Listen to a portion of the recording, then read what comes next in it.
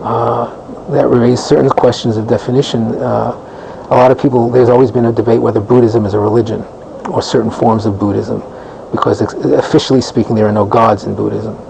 By my definition, Buddhism is certainly a religion. It's a collective ritualized activity, and in most Buddhist systems there are gods, they are just not ultimately real. That's not, so, my system doesn't require that the gods be ultimately real, they just have to be presences which are beyond you. So I think my definition works pretty well for most purposes. I draw on certain other thinkers for it, like Clifford Geertz is an important figure for me, and Peter Berger.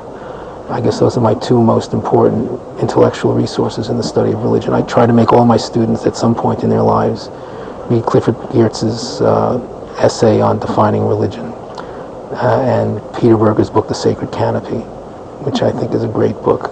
I read it when it first came out in 1967 as a religion major, and it sort of made my life.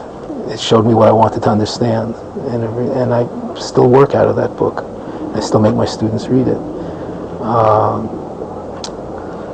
So I guess that's where I'd start when thinking about what the study of religion is, or what religion is as a thing that I study. This is what I'm studying when I study religion. I'm not necessarily studying theologies. I often tell my students that theology is an accidental offshoot of religion, but it's not the thing itself.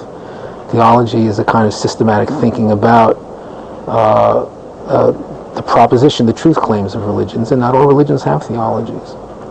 But all religions do have stories and rituals and patterns of behavior that everybody is trained in, and they're all designed to cultivate certain kinds of persons.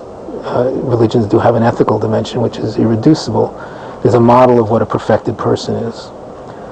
And the ritual activities of a religion are designed to create that kind of person. And the moral standards that every religious tradition has are geared towards this conception of what the other world is about and what's ultimately real and true and worth striving for.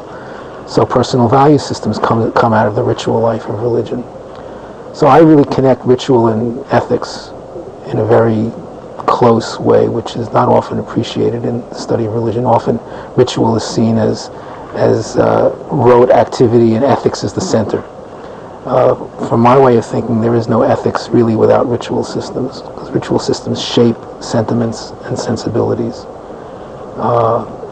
And when I teach my courses, I'm always focusing on that dimension of religious activity which shapes personal identity,